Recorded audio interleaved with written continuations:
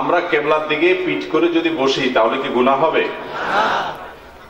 কেবলার দিকে পিঠ করে যদি বসা না যায়, কাজ করা না যায়, চলাফেরা করা না যায়, তাহলে দুনিয়াতে মানুষ চলাফেরাই তো করতে পারবে না। কি বলেন?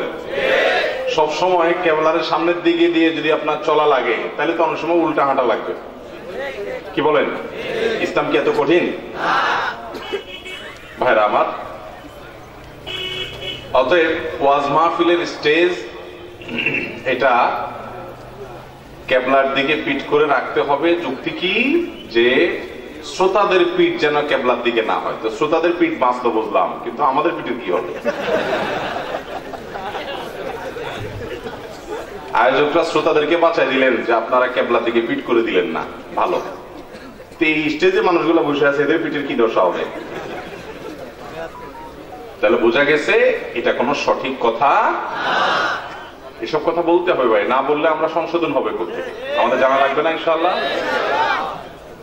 তাহলে স্টেজ যেদিকে করলে উপযোগী হবে সেদিকেই করা যাবে। এই যে এখানে স্টেজ করছি আমরা, এখন পেছন থেকে গায়ের আওয়াজ, তাহলে স্টেজ যদি ওই পাশ হইতো তাহলে গায়ের আওয়াজ তুলনায় একটু কম হতো। অতএব সুবিধা মতো স্টেজ করাতে কোনো অসুবিধা নাই। এক্ষেত্রে কোরআন এবং হাদিসের দোহাই দিয়া, ইসলামের দোহাই দিয়া এমন কোন কাজ আমরা করব না যেটা আসলে ইসলাম আমাদেরকে নিষেধ করে নাই। লিমা তুহাররিমু মা আহাল্লাল্লাহু লাক, আল্লাহ তোমার জন্য যা হালাল করেছেন তুমি সেটা নিজে হারাম করার কি? হারাম কেন করছো? আমরা এই জন্য মন গড়া কোনো মাসআলা দিয়া জায়েজ জিনিসটাকে না জায়েজ করতে যাব। আল্লাহ আমাদেরকে বোঝার তৌফিক দান করুন। তাহলে আলোচকদের ওয়াজ হয়ে গেল, এবার আসেন শ্রোতাদের দড়ি। আপনারা কেন আসছেন মাহফিলে ভাই?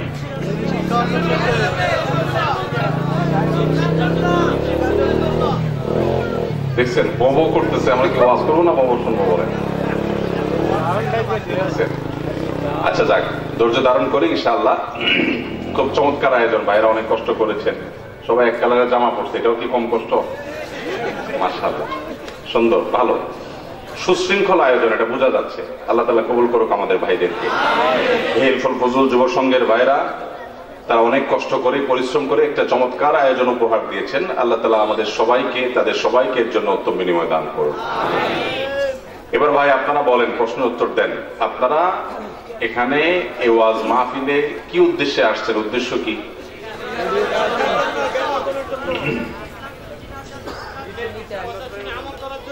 অনেক ওয়াজ মাহফিলের পোস্টারে লেখা থাকে, আপনাদের এখানে নাই। উক্ত ওয়াজ ও দোয়ার মাহফিলে মাইকিং এর সময় বলা হয়, পোস্টারও লেখা থাকে উক্ত ওয়াজ ও দোয়ার মাহফিলে দলে দলে উপস্থিত হয়ে অশেষ নেকি হাসিল করুন। শুনছেন এই মাইকিং? লেখা হয় কিনা বলেন? এতে তো কোনো সন্দেহ নাই যে কোরআনের কথা শুনলে, হাদিসের কথা শুনলে, আখিরাতের কথা শুনলে, আল্লাহর কথা শুনলে, এই যে একটু আগে আমরা আল্লাহর কালাম তেলাওয়াত শুনেছি, এগুলো শুনলে তো সওয়াব হবে, এতে কোনো সন্দেহ। কিন্তু এই মজলিসে, এই মাহফিলে আসার মূল উদ্দেশ্য সেটা না। সওয়াব তো হবেই, তো সওয়াব এই হওয়ার পাশাপাশি এটার আসল উদ্দেশ্য, মূল উদ্দেশ্য হলো ওয়াজ মাহফিল থেকে কিছু শেখা, কিছু জানা, কিছু বোঝা এবং আমল করা। ঠিক কিনা বলেন? উদ্দেশ্যই যদি জানা না থাকে তাহলে এত কষ্ট করে মাহফিলে এসে গভীর রাত পর্যন্ত বসে থেকে আমি কি অর্জন করব? এই জন্য আমাদের উদ্দেশ্য এবং টার্গেটটা আগে ঠিক করতে হবে। আমরা এখানে আসছি কি উদ্দেশ্যে? সমস্যারে সবাই একত্রে বলেন, কারণ উদ্দেশ্যটাকে আগে সংশোধন করতে হবে এবং ঠিক করতে হবে, ফিক্স করতে হবে যে আমাদের ওয়াজ মাহফিলে আসার উদ্দেশ্য হলো এখান থেকে কোরআন এবং হাদিসের জ্ঞান অর্জন করে সেটা অনুযায়ী আমল করা। উদ্দেশ্য ঠিক হয়েছে তো ইনশাআল্লাহ? আল্লাহ রাব্বুল আলামিন আমাদের সবাইকে আমাদের এই উদ্দেশ্য সাধন করে মাহফিল থেকে যাওয়ার তৌফিক দান করুন। ভাইরা আমার, একটা মাহফিল আয়োজনের পেছনে অনেকগুলো টাকা খরচ হয়, অনেকগুলো মানুষের পরিশ্রম এখানে লেগে আছে। আপনারা যারা এখানে দূর দূরান্ত থেকে, নিজের বাসা বাড়ি থেকে কাজ কাম ফেলে রেখে এসেছেন, আপনাদের মূল্যবান সময় ব্যয় হয়। এখান থেকে আমরা বাসা বাড়িতে কিছু নিয়ে যেতে হবে, ঠিক না ভাই? ঠিক। কি নিয়ে যাব সেটাই যদি আগে থেকে না জানি তাহলে নিয়ে যাবোটা কি? অনেক মানুষ আছেন ওয়াজ মাহফিলে আসেন, ওয়াজ শুনেন, শুনেন পরে বাড়িতে চলে যান, কিছু নিয়ে যেতে পারেন না। হ্যাঁ, অনেকে নিয়ে যায় অবশ্য, বুট বাদাম নিয়ে যায়। আসেনি আপনাদের আশেপাশে বুট বাদামের দোকান বসে নাই? বসছেনি? অনেকে ওয়াজ মাহফিল থেকে বুট বাদাম নিয়ে যায়, তাই না? পোলাপানের জন্য খেলনা টেলনা নিয়ে যায়, বাড়িতে যায় মহিলাদেরকে পোলাপানরে বলে মাহফিল থেকে বুট বাদাম নিয়ে আসছি। তো মাহফিল কি বুট বাদাম নেওয়ার জায়গা ভাই? বুট বাদাম নিছেন ওটা ফাও, ওটা মূল না।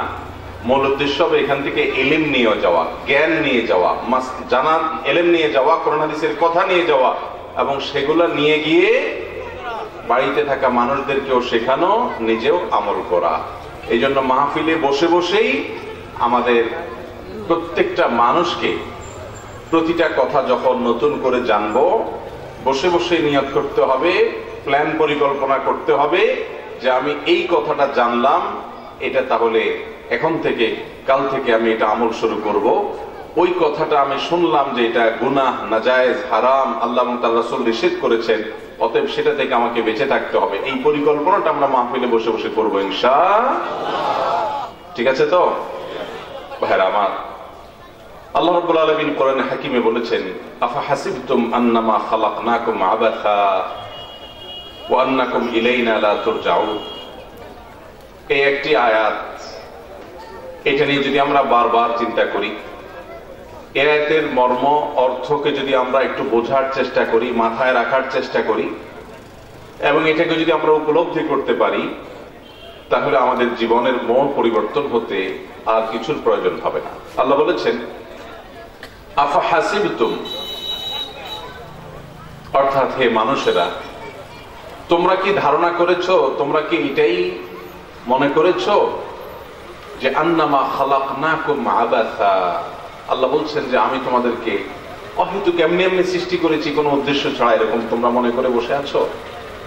ওয়া আন্নাকুম ইলাইনা লা তুরজাউন, আর তোমরা কি এটা মনে করে বসে আছো যে আমার কাছে তোমাদের আর ফিরে আসা লাগবে না, এটা মনে করে বসে আছো তোমরা?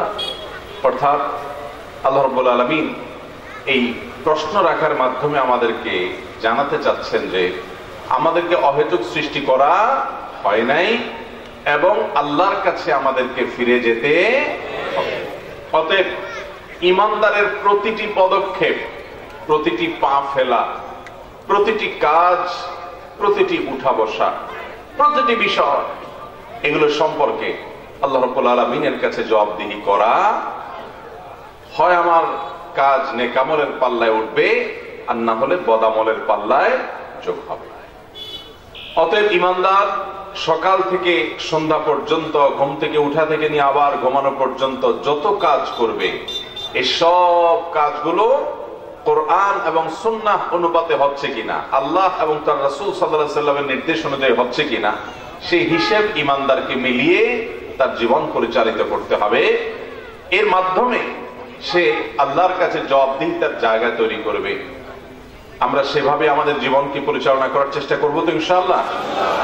আল্লাহ রাব্বুল আলামিন আমাদেরকে খাঁটি এবং সচ্চা মুসলমান হওয়ার তৌফিক দান করুন। আমরা যদি খাঁটি মুসলমান হই, তাহলে আমাদের প্রতিটা চলা বলা, প্রতিটা কর্ম, প্রতিটা ভাবনা, প্রতিটা বিশ্বাস, প্রতিটা বিষয় কোরআন এবং হাদিসের আলোকে আমরা করব। আর যদি আমাদের ঈমানের দুর্বলতা থাকে, আমাদের নামে মুসলমান থাকি, তাহলে সেক্ষেত্রে আল্লাহর কাছে জবাবদিহি করার মতো কোনো জায়গা থাকবে।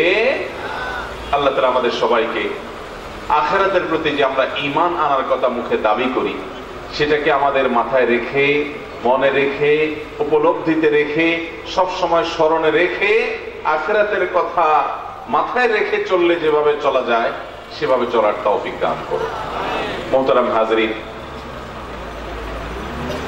আজ 31শে ডিসেম্বর, আর একটু পরে উদযাপিত হবে 31st নাইট। কি উদযাপিত হবে ভাই? এটা জানেন তো আপনারা সবাই? জানেন না যারা একটা হাত তোলেন। কি বলে? কি জানেন না আপনি বলেন, বলেন কি জানেন না? হ্যাঁ, আপনি কি জানেন না বলেন, বলেন, অসুবিধা নেই, বলেন। দাঁড়ান, হ্যাঁ। ও আজকে মনে নাই তো সেটা না বলবেন, জানেন না এটা বলছেন কেন? মানে 31st ডে 31st নাইট নামে একটা রাত আছে, এই হই হুল্লোড় আনন্দ ফুর্তি করে পোলাপান, এটা তো জানেন, কিন্তু আজকে যে সেই তারিখটা এটা জানতেন না। আচ্ছা, টের পাবেন একটু পরে, আপনি 12টা 1 মিনিট আপনি টের পাবেন। আমাদের যুবকরা আপনাকে টের পাইয়ে দিবে। জানবেন না মানে না জানা উপায় নাই, জানতে হবে আপনাকে। আহা ভাইরা আমার, নবী করিম সাল্লাল্লাহু আলাইহি ওয়াসাল্লাম বলেছেন, লা তাত্তাবিউন্না সুনানা মান ক্বাবলাকুম। কি ভাই এখানে তো আওয়াজ কেন? ভাই এত আওয়াজ করলে তো হবে না, এখানে হইচই করেন না, মেহরবানি করে। নবী করিম সাল্লাল্লাহু আলাইহি ওয়াসাল্লাম বলেছেন, লা তাত্তাবিউন্না সুনানা মান ক্বাবলাকুম শিবরান বিশিবরিন ওয়া দিরাআন বিদিরা। অর্থাৎ একটা সময় আসবে যখন তোমরা তোমাদের পূর্বে যে সকল জাতি অতিবাহিত হয়ে গেছে, যারা ইতিপূর্বে পৃথিবীতে এসেছে এবং তাদের সময় শেষ হয়ে গেছে, সেরকম তোমাদের পেছনে অতিবাহিত হওয়া, গত হওয়া বিভিন্ন সম্প্রদায়, বিভিন্ন জাতি, এদের অনুসরণ তোমরা করবা। অর্থাৎ তোমরা পশ্চাৎপদ হবা, সামনের দিকে না গিয়ে তোমরা পেছনের দিকে যাবা, এবং পশ্চাৎপদ হবা, তোমরা সেই পুরাতন আমলের যে সমস্ত উম্মতরা ছিল তাদের অনুসরণ করবা।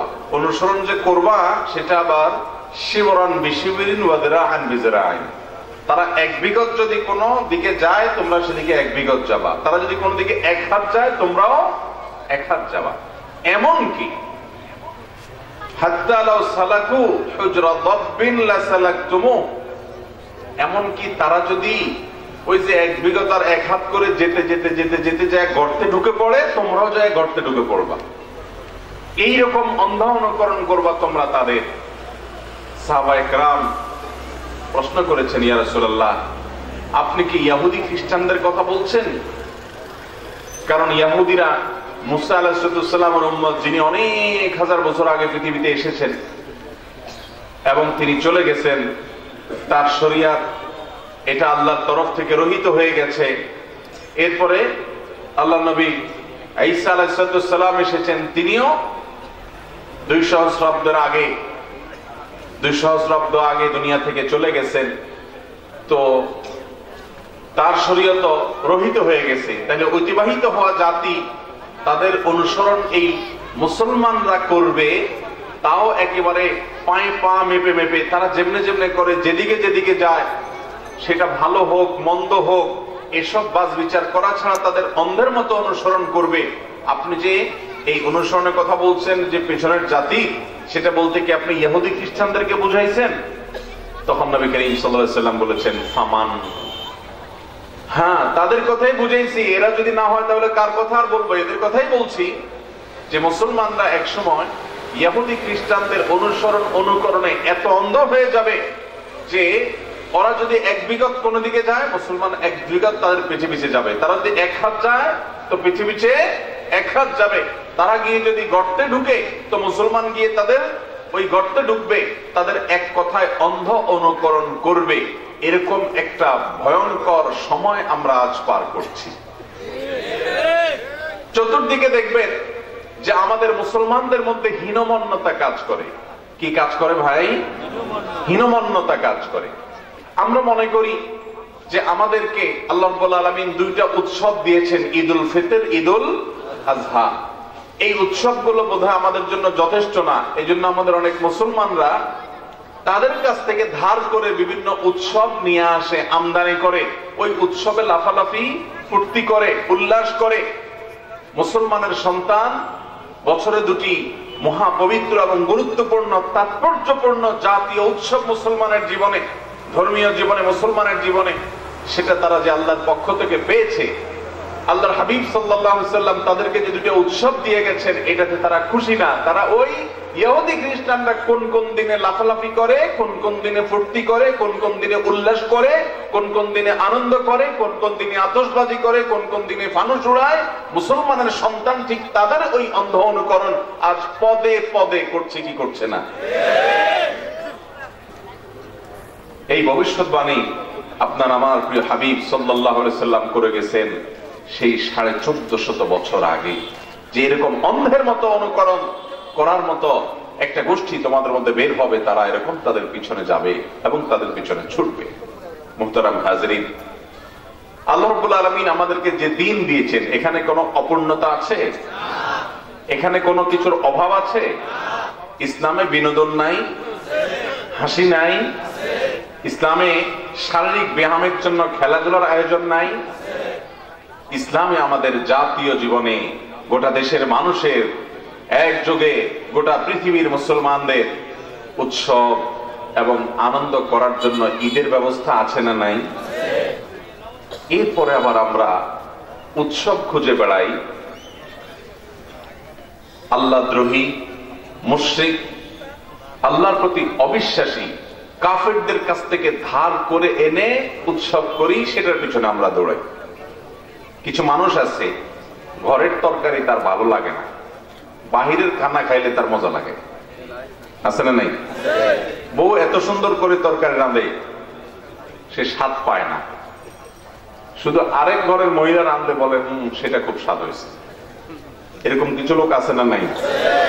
ভাইরা আমার, আজ আমাদের মুসলমানদের মধ্যে এরকম কিছু লোক হয়ে গেছে যারা তাদেরকে আল্লাহর দেওয়া যে উৎসব আছে এটাতে তারা পরিতৃপ্ত না, আরো বিভিন্ন উৎসব নিজেরা নিজেরা খোঁচায় খোঁচায় ওই ইহুদি খ্রিস্টানদের কাছ থেকে ধার করে, এমন লোকদের কাছ থেকে ধার করে যারা ভিখারি, যারা আমাদের কাছ থেকে ধার করে নিতে হবে, তাদের কাছ থেকে আমাদের ধার নেওয়ার কিছু। ভাইরা আমার, আমাদেরকে যে দুইটা ঈদ দেয়া হয়েছে, উৎসব দেয়া হয়েছে, এই যে বছরের প্রথম দিনে উৎসব করা হয়, এটাও কিন্তু ধর্মীয় উৎসব। আমাদের যুবক ভাইরা যারা 31st নাইট উদযাপন করছেন, আপনারা অনেকে জানেন না যে এটা ধর্মীয় উৎসব। আপনি মনে করেন আমি নববর্ষ উদযাপন করছি, এখানে আবার ধর্ম আসলো কোত্থেকে? আপনি এটার ইতিহাস জানেন না। আপনি এটা নিয়ে পড়াশোনা করেন, নেটে অনলাইনে ঘাটাঘাটি করেন, আপনি পেয়ে যাবেন পৃথিবীর ইতিহাসে এক সময় প্যাগানিজম, প্রকৃতি পূজা, এটা পৃথিবীতে ব্যাপকভাবে হতো। হাজার হাজার বছর আগে মানুষ প্রকৃতিকে পূজা করত, সূর্যকে, চন্দ্রকে, আগুনকে, আল্লাহর বিভিন্ন সৃষ্টিকে পুজো করত এবং এই আল্লাহর বড় বড় সৃষ্টিগুলোকে উপাস্য মনে করে তাদের পুজো করে তারা কল্যাণ হাসিলের চেষ্টা করত। এরা মুশরিক, এরা কাফের। এরকম পেগান এবং প্রকৃতি পূজারীরা, তাদের মধ্য থেকে সুনির্দিষ্ট করে বললে অগ্নি পূজকেরা, তারা বছরের প্রথম দিনটাকে নাইরোজ, পারস্যে, ইরানে, এই অঞ্চলে তারা নাইরোজ নামে উদযাপন করত। নাই মানে নয়া, নতুন, রোজ মানে কি? দিন। রোজ মানে কি? আমরা বলি না রোজ, রোজ মানে দিন। রোজ নিছে মানে দিনের জন্য লোক নিছে, তাহলে নাইরোজ মানে নতুন দিন। বছরের প্রথম দিনটাকে এই পেগান এবং প্রকৃতি পূজারীরা, তারা অগ্নি পূজকেরা, তারা এই দিনটাকে পুজো করত। এই দিনটাকে কি করত? এই দিনটাকে তারা মনে করত যে এই দিনকে পুজো করলে, এটা যদি বছরের প্রথম দিন, অতএব এই দিনের এই মুহূর্তকে পূজা করলে, এই দিনের এই মুহূর্তে আনন্দ করলে, উৎসব করলে, হই হুল্লোড় করলে, লাফালাফি করলে, খুশি হলে সারা বছর ভালো থাকা যাবে। এই জন্য তারা এই কাজটা করত। এরপর গত কয়েক শতাব্দী আগে থেকে খ্রিস্টানরাও তাদের অনুকরণে, যেটাকে আমরা ইংরেজি নববর্ষ বলি, এটা মূলত ইংরেজি সন নয়, এটা হলো ঈসাই সন বা খ্রিস্টীয় বর্ষ। আমরা যেটাকে ইংরেজি সন বলি, এই সনটা আসলে কোন সন? খ্রিস্টাব্দ।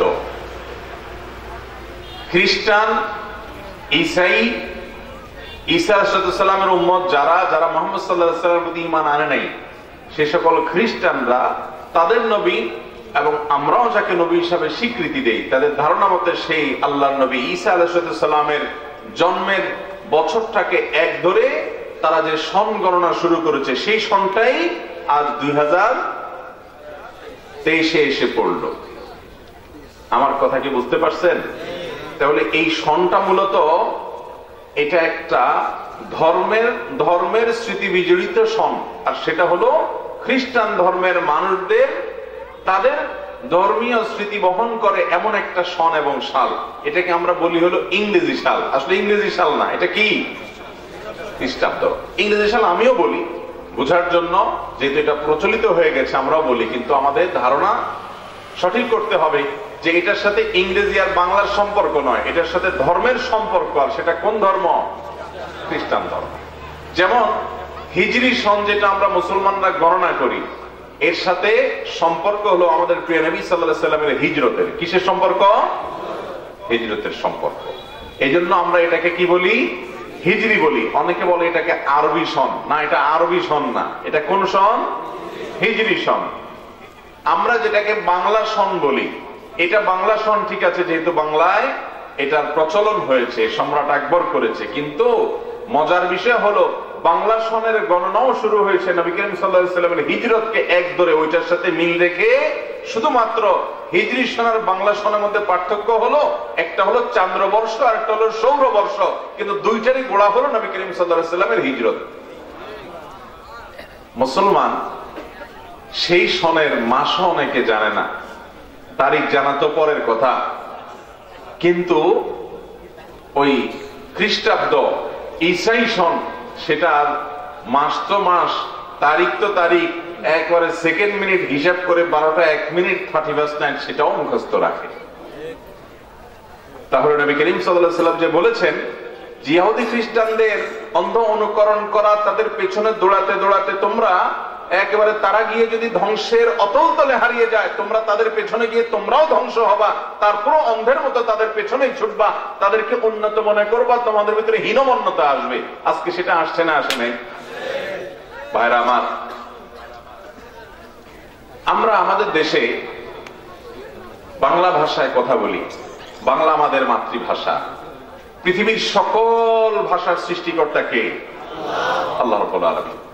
কোন ভাষা, এই কোন ভাষার প্রতি মুসলমান হিসেবে আমাদের কোনো বিদ্বেষ থাকতে পারবে না, বরং সকল ভাষায় আল্লাহর সৃষ্টি। প্রয়োজন মতো যে কোনো ভাষাই আমরা ব্যবহার করতে পারি, শিখতে পারি, এটাতে কোনো দোষের কিছু নাই। তবে মনে রাখতে হবে, পৃথিবীর যেই প্রান্তের মানুষ যেখানে তিনি বসবাস করেন, সেখানকার ভাষা, সেখানকার কথা, মায়ের ভাষা, মাতৃভাষা ব্যবহার করতে তার কোনো হীনমন্যতা, ওই ব্যাপারে তার কোনো হেজিটেশন, তার ভিতরে কোনো জড়তা থাকা, এটা উচিত না। অতএব আমরা বাংলাদেশে বসবাস করি, বাংলা আমাদের মায়ের ভাষা, মাতৃভাষা। এই বাংলা ভাষা চর্চা করতে আমাদের কোনো হীনমন্যতা থাকা উচিত। ইংরেজি এটাও আল্লাহর সৃষ্টি, এই ভাষাও কার সৃষ্টি? আল্লাহর সৃষ্টি। অতএব আল্লাহ রাব্বুল আলামিনের এই সৃষ্টি হিসেবে এই ভাষা আমরা শিখতে পারি, এটা শিখে আমরা জ্ঞান অর্জন করতে পারি, মানুষকে ওয়াজ নসিহত করতে পারি, নলেজ অর্জন করতে পারি, বিভিন্ন ক্ষেত্রে উপকার আমাদের আসতে পারে এই ভাষা। সেই জায়গা থেকে আমরা শিখতে পারি, বলতেও পারি, এটাতে কোনো দোষের কিছু নাই। কিন্তু দোষের জায়গা হলো যখন বাংলাদেশে বসবাস করে বাংলায় কথা বললে নিজেকে একটু মনে হয় যে আমি গরিব মানুষ, অশিক্ষিত মানুষ, খ্যাত, অনাধুনিক, আনস্মার্ট। আর যদি ইংরেজি বলতে পারে তাহলে মনে হয় আমি খুব শিক্ষিত একটা ভাব আসছে। এই রোগটা আমাদের সমাজে আজকাল ছেয়ে গেছে কি যায় নাই। বিনা প্রয়োজনে দেখবেন একটা লোক অনর্গল গড়গড় করে ইংলিশ বলতেছে, কারণ উনি যে ইংলিশ জানেন এটা জাহির করছেন, কারণ উনি ইংলিশ বললে মানুষ তাকে শিক্ষিত মনে করবে। এই রোগটা আমাদের মধ্যে আজকাল আসছে না? আসে নাই? এই হীনমন্যতা যে আমার মাতৃভাষায় কথা বলবো না, ওই যে ইহুদি খ্রিস্টানরা যেহেতু এই ভাষায় কথা বলে, অতএব তাদের ভাষায় কথা বললে আমি বোধহয় উন্নত হয়ে যাব, আমি বোধহয় আগায় যাব, এরকম দৃষ্টিভঙ্গি আমাদের মধ্যে ব্যাপক আকার ধারণ করেছে কি করে নাই বলেন? ভাইরা আমার, মিডল ইস্টের লোকেরা, মধ্যপ্রাচ্যের লোকেরা, তারাও আমাদের মতো নৈতিক এবং আদর্শিক ভাবে দিন দিন দেউলিয়া হয়ে যাচ্ছে ভয়ঙ্কর ভাবে, সেটা আমরা সবাই জানি কম বেশি। কিন্তু এরপরও এখনো পর্যন্ত তারা আমাদের চাইতে এই জায়গায় একটু ভালো অবস্থানে আছে। আমরা আন্তর্জাতিক মাতৃভাষা দিবস পালন করি, আমরা এটা নিয়ে কত কাহিনী না করি, অথচ নিজের মাতৃভাষার প্রতি ন্যূনতম ভালোবাসা, নিজের মাতৃভাষাকে ব্যবহার করার ব্যাপারে স্বাচ্ছন্দ্য বোধ করা, গর্ববোধ করা, আল্লাহর নিয়ামতের শুকরিয়া আদায় করা এবং সাবলীল ভাবে এই ভাষা ব্যবহার করার যে প্রচেষ্টা, সেটার ঘাটতি আমাদের মধ্যে আছে। আমরা শুধু ভাষা দিবস পালন করি, কিন্তু আমাদের ভাষার প্রতি সেই শ্রদ্ধা নেই যেই শ্রদ্ধা আমরা ইংরেজির প্রতি করি। আপনি আরাবিয়ানদেরকে দেখবেন, যারা মধ্যপ্রাচ্য প্রবাসে আছেন বা ছিলেন তারা জানেন, আরাবিয়ানরা ওই যে শুরুতে বলেছি, তারা এখন ইহুদি খ্রিস্টানদের এবং পশ্চিমাদের অন্ধ অনুকরণে পাগল করা হয়ে যাচ্ছে, ভয়ঙ্কর ভাবে আগাচ্ছে এবং ধ্বংসের দিকে আগাচ্ছে। কারণ মুসলমান কোরআন এবং সুন্নাহর বাইরে ইহুদি খ্রিস্টানদের অনুকরণ করে কখনো কোনো ক্ষেত্রে আগানোর কোনো সুযোগ, সে মনে করবে আগাচ্ছে, আসলে সে পিছাবে। এটা নবী করিম সাল্লাল্লাহু আলাইহি ওয়াসাল্লাম ভবিষ্যৎবাণী। তো মধ্যপ্রাচ্যের লোকেরা তারা এরকম পশ্চিমা দুনিয়ার মানুষদের অন্ধ অনুকরণে পাগলের মতো ছুটছে আজকাল। কিন্তু এরপরও এখনো পর্যন্ত তাদের মধ্যে নিজেদের মাতৃভাষা, নিজেদের সংস্কৃতির প্রতি যে শ্রদ্ধা আছে, দুঃখজনক হলেও সত্য, আমরা যারা নিজেরা মাতৃভাষার জন্য পক্ষে অনেক কথা বলি, মাতৃভাষা নিয়ে অনেক আলাপ সালাপ আমরা করি, অনেক গর্ব, অনেক ইতিহাস আমরা শুনাই, অথচ আমাদের নিজেদের মাতৃভাষার প্রতি সেই শ্রদ্ধা বোধ আমাদের আরাবিয়ানদের মতো তাদের মাতৃভাষার প্রতি যতটা আছে ততটা নাই। প্রমাণ নিবেন? কয়েকটা প্রমাণ দেই। পশ্চিমা দুনিয়া মানুষেরা যে শব্দগুলো ব্যবহার করে ইংরেজিতে, সেই শব্দগুলো যখন মিডল ইস্টের লোকেরা ব্যবহার করে, অর্থাৎ মধ্যপ্রাচ্যের লোকেরা ব্যবহার করে, সৌদি আরব, দুবাই, এই সমস্ত এলাকার মানুষেরা, তারা সেগুলোকে নিজের ভাষায় অনুবাদ করে ব্যবহার করে।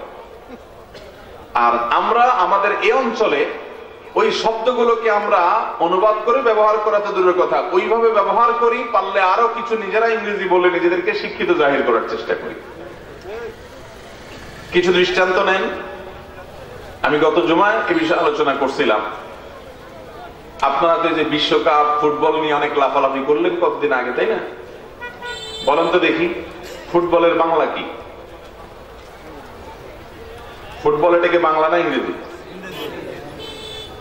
ফুটবল এটা বাংলা না ইংরেজি? এটা নিয়ে অনেকে সন্দেহ পড়ে গেছে, বলে কি মৌলবি ইংরেজি আবার হয় কেন? ফুটবল আমরা সারা জীবন তো বাংলায় জেনে আসছি, অথচ ফুটবল কি ইংরেজি শব্দ। আচ্ছা, ওই যে আগেই বলছি, কোন ভাষার প্রতি কোন বিদ্বেষ কারণ থাকতে পারবে না, কারণ সকল ভাষার সৃষ্টিকর্তা কে? আল্লাহ। অতএব বাংলার সৃষ্টিকর্তা যিনি, ইংরেজি সৃষ্টিকর্তাও তিনি। সমস্যা হলো আপনি আপনার নিজের মায়ের ভাষায় কথা বলতে আপনার লজ্জাবোধ হয়, আপনি ওই আরেক দেশি ভাষায় কথা বললে আপনি খুব গর্ববোধ করেন, সেটা জাহির করতে পারলে আপনাকে শিক্ষিত একটা ভাব প্রকাশ করার চেষ্টা করেন।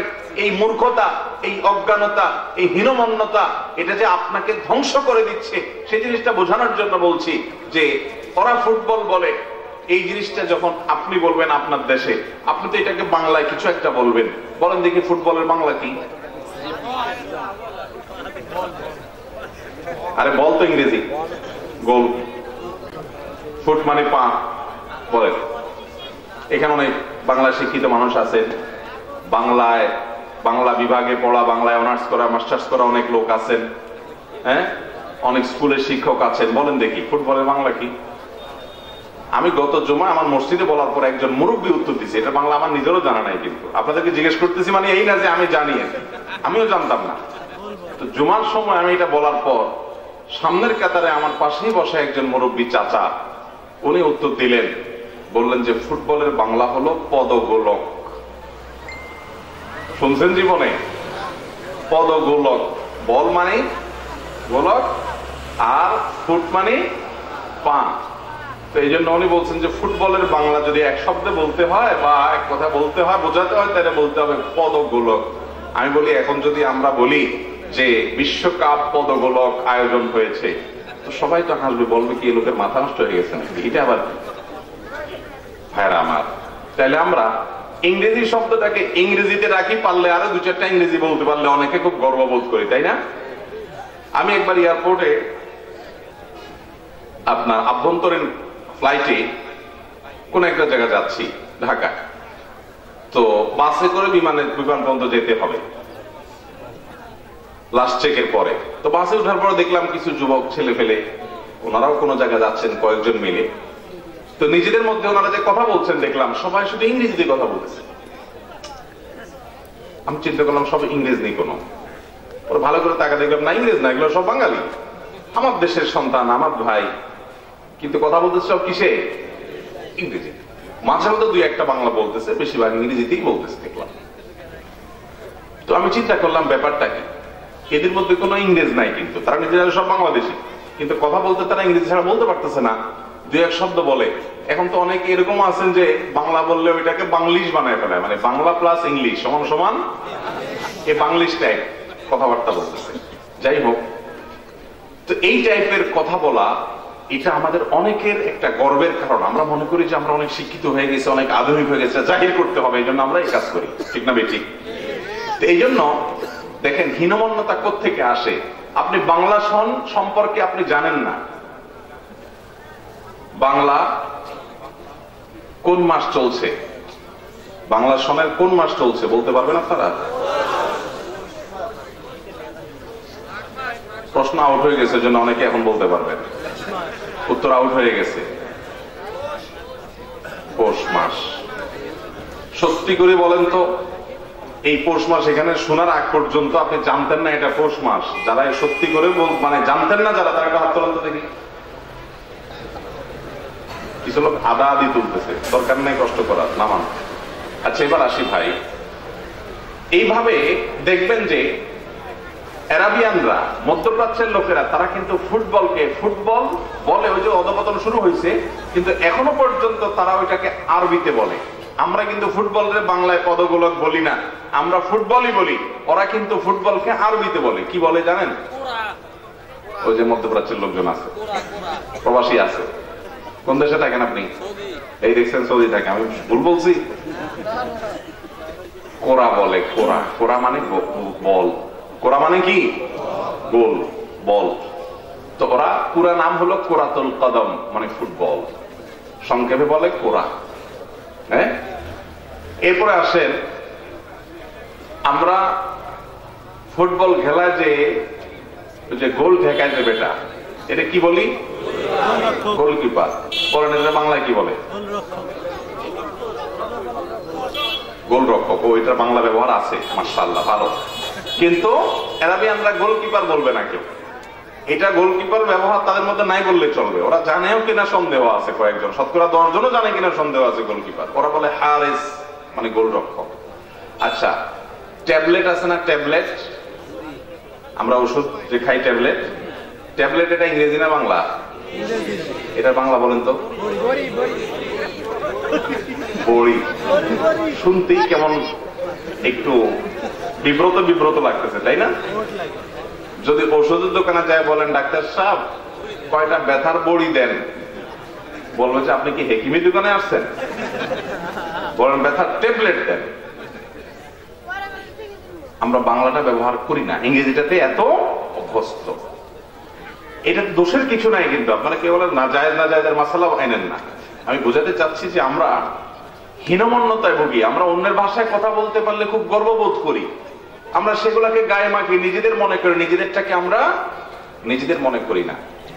চেয়ার তো এরকম হয়ে গেছে যে চেয়ারে এখন যদি বাংলায় বলে বেশিরভাগ মানুষ বুঝবে না এটা বাংলা কি? কেদারা। এখন যদি কেউ বলে ভাই একটা কেদারা দেন তো বলবে এই লোকটা মস্করা করতেছে মনে হয়, তাই না ভাইরা আমার?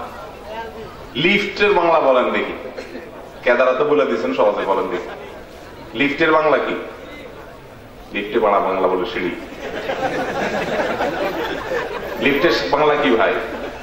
আমরা বলতে পারবো না। আরাবিয়ানরা যখন লিফট বলে, তারা কিন্তু লিফট বলে না, তারা বলে মাসআদ। তারা মাসআদ বলে। আমরা বলি হসপিটাল, ওরা হসপিটাল বলে না, ওরা বলে মুস্তাশফা। আচ্ছা, আমাদের দেশে হসপিটালের বাংলা কি বলেন তো? হাসপাতাল বলে বাংলা, চিকিৎসালয়। এখন যদি একটা আধুনিক 250 বেড 300 বেডের একটা বিশাল বড় হাসপাতাল হয় আর নাম দেয় যে অমুক চিকিৎসালয়, মানুষ ঢুকতেই ইতস্ত বোধ করবে। এখানে মনে হয় হেকিমি কোনো কবিরাজি ট্রিটমেন্ট হয় মনে হয়, ঠিক কিনা বলেন? আমরা কিভাবে আমরা হীনমন্যতার মধ্যে ডুবে যাচ্ছি একটু খেয়াল করেন। এভাবে দেখবেন আস্তে আস্তে আস্তে আস্তে আস্তে ইংরেজি ভাষা, এটার প্রভাব, ইংরেজদের কালচার এবং কৃষ্টির প্রভাব এত বেশি আমাদের সমাজে যে আমরা নিজেদের পরিচয়, আত্মপরিচয় আজ আমরা হারাতে বসেছি ভাইরা। আমি আর দৃষ্টান্ত দেব না, দৃষ্টান্ত দিলে আমি 100-200 দৃষ্টান্ত দিতে পারবো যে ইংরেজি শব্দটা আমরা জানি, বাংলা আমরা জানি না, কারণ আমরা ইংরেজিটা বলতে বলতে অভ্যস্ত হয়ে গেছি। শুধুমাত্র শব্দ বা ভাষার মধ্যে এটা সীমাবদ্ধ থাকে নাই, আমরা ইংরেজি নববর্ষ উদযাপনের জন্য যেই উন্মাদনা দেখি এই দেশে, তাতে সন্দেহের মধ্যে পড়ে যেতে হয় এটা কোনো ইংরেজদের দেশ কিনা, ঠিক না বেঠিক? মুসলিম প্রধান একটা দেশ, ঈসাই একটা সন, খ্রিস্টাব্দ, খ্রিস্টান ধর্মের স্মৃতি বিজড়িত একটা সন, খ্রিস্টীয় সন, সেটা উদযাপন করছে মুসলমানের সন্তানরা এমন ব্যাপকভাবে, এটা দেখে সন্দেহ হয়ে যায় এটা কি মুসলমানের জনপদ না খ্রিস্টানের জনপদ। হ্যাঁ আমার মুসলমানের সন্তান এদিনে 12টা 1 মিনিটে আমাদের অনেক ভাই বোনকে দেখা যায় তারা ছাদের উপরে উঠে মাঠে গিয়ে বিভিন্ন জায়গায় ঠুস ঠুস করে তারা পটকা ফুটান, বাজি ফুটান, তারা আতশবাজি করেন, তারা ফানুস উড়ান, বেলুন উড়ান, গান বাদ্য ফুর্তি ইত্যাদি করতে থাকেন। আজকে যমুনা টেলিভিশনের লাইভে একজন প্রশ্ন করেছেন আমাকে কুষ্টিয়া থেকে ফোনে, বললেন যে আমাদের এলাকার যুবকরা একটু পিকনিকের অ্যারেঞ্জ করেছে যে 12টা 1 মিনিটে তারা পিকনিক করে খাবে। আচ্ছা ভাই আমাকে বলেন তো, নতুন বছরের প্রথম দিন আসলে এই আনন্দ ফুর্তি হই হুল্লোড় কেন করা হয়? আপনারা কেউ জানেন? বলতে পারেন কেন করা হয়? একটা মানুষ বিনা কারণে হাসলে তো মানুষ তারে পাগল বলবে, তাই না? হাসারও তো একটা কারণ থাকে নাকি? অযথা কেউ খিলখিল করে হাসলে এটা তো মানুষ অসুস্থ বলবে যে মাথা নষ্ট আছে, ঠিক না? তো রাত 12টা 1 মিনিটে 31st নাইটে 31শে ডিসেম্বর রাত 12টা 1 মিনিটে হঠাৎ করে এই যে ফুর্তি, এই যে উন্মাদনা, এই যে উল্লাস, এই যে আনন্দ, এটা কেন করা হয়? এর কোনো কারণ ছাড়া কেন করা হয় বলে? সত্যি বলতে কি অনেক যুবক আছে আমাদের যারা এই কারণ কিছু জানে না, ফুর্তি করা দরকার করতেছে।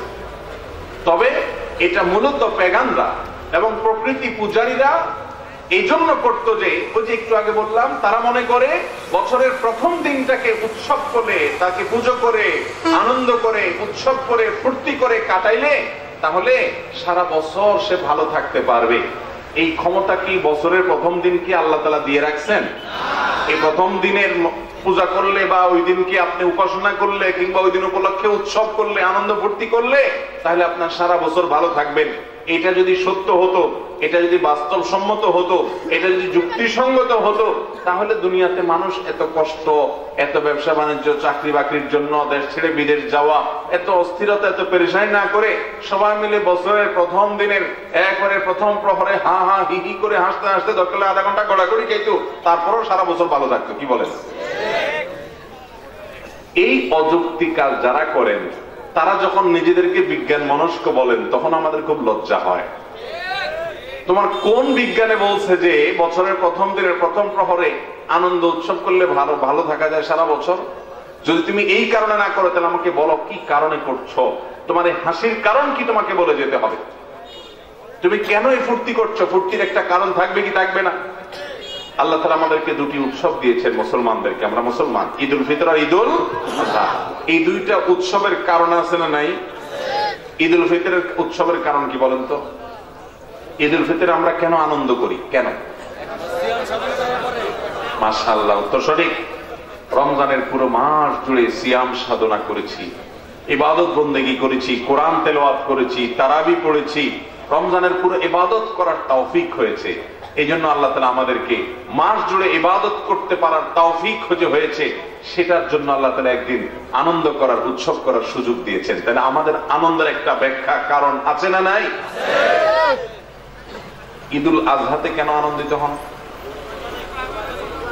কারণ সেদিন হলো জিলহজের 10 তারিখ। জিলহজের 1 থেকে 10 তারিখ পর্যন্ত এই 10 দিন হলো রমজানের পরে ইবাদতের সবচেয়ে বড় সিজন, মৌসুম। ওই 10 দিন বেশি বেশি জিকির আজকার, ইবাদত বন্দেগী, নেক আমল আল্লাহর কাছে প্রিয়। হাদিসে আসছে এই জিলহজের প্রথম দশক নেক আমল করেন এবং ওই দিন কোরবানের ইবাদত করেন। সেজন্য আল্লাহ রাব্বুল আলামিন আপনাকে খুশি এবং উৎসবের উপলক্ষ দিয়েছেন। তাহলে মুসলমানের উৎসবের পেছনে যুক্তি আছে না নাই? যারা 31st নাইটে উৎসব করেন, যারা খ্রিস্টানদের অনুসরণ করেন, যারা অগ্নিপূজকদের অনুসরণ করেন, নিজের অজান্তে যারা মুশরিকদের দলে ভিড়ে যাচ্ছেন, সেই ভাইদের কাছে আমার প্রশ্ন, আপনি উৎসব কেন করেন? আপনি যদি বলেন যে এই দিন আমি উৎসব করলে, বছরের প্রথম দিন উৎসব করলে সারা বছর ভালো থাকবো, তাহলে পৃথিবীতে আর মানুষ এত কষ্ট করার দরকার কি? সবাই উৎসব করলেই তো হয়ে যায়।